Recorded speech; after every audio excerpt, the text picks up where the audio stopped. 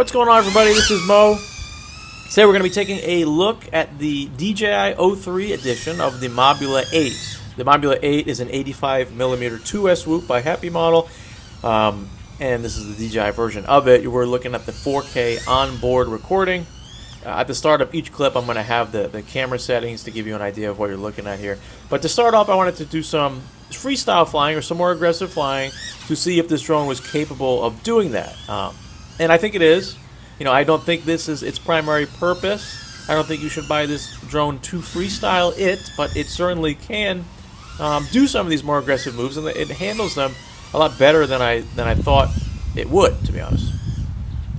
Now, there's going to be some limitations. You know, this drone I think comes in at about 110 grams with a 450 on it, all up weight, and you know that's heavy. That is a heavy thing, and we got to make some compromises if we want this 4K on board. And one of them is performance. And take a look at this. Yeah, so that was not a good dive as far as what the drone wants to be doing. That, you know, coming in flat, we're coming in quickly, and the drone has prop wash, and that yaw washout is not going to go away. There's no way to tune that out. It's a limitation of the platform and the weight, but that's okay. You know, there's a lot of things that we can do to avoid that. We have to keep that in mind when we're flying. You know, pull out a little bit earlier or less aggressively, and we can avoid, you know, the types of bad behaviors that are unfortunately going to be part of this drone.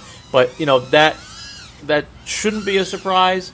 And you know, you really won't run into many performance-based or tune-based, whatever you want to call it, issues when you're doing, in my opinion, the type of flying that this drone lends itself to be doing. I'm going to have some more cinematic-ish type of flying in a second here that's going to showcase that. But yeah, I mean, this type of freestyle, I mean, this is sort of aggressive, you know, and I was really happy at the performance. I expected it to fly a lot worse, and it really didn't. It handled itself pretty well. One of the other things I want to mention is that the battery life is low. It's to be expected. On a 450 or a 530, I was getting about 2.5 minutes flight time out of aggressive flight. Probably could have pushed it more, but I don't like to push the 2S battery, or any battery really, on a digital system, because once it dips below, you know, that minimum voltage, which I think is, actually I don't know for DJI, I'll put it on the screen here. Once it dips below that value, it's gone. And once it's gone, you're crashing. It's not like analog, you black out and you come back. No, it's just gone. But okay, we're going to switch gears a little bit here. We're going to look at more of a slower flight, or a more cinematic flight. This is with the internal stabilization that DJI offers turned on. This is just some minor color correction. You can make this image look a lot better. I do have an ND filter on here. It's an ND8. But, you know, I don't know much about color grading, or this wasn't even flat, and this wasn't even shot in the flat color profile that you should use if you're looking to do color grading. So this isn't a good representation of the final result of image fidelity.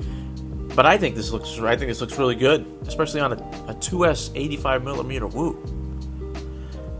And you know, one of the things that impresses me about this system, and I'm fairly new to DJI, I'm behind the house down the street.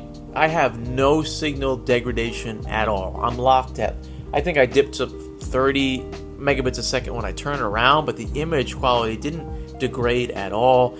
I'm just flying wherever I want, and I have a beautiful, crystal clear image in the V2 goggles. That was unbelievable to me. Now, analog can fly this path. I've flown it before on 400 milliwatts. It's not pretty, but you can certainly fly it. You know, what's great about DJI is I can fly it and I can see everything, which is crazy to me, being primarily an analog pilot.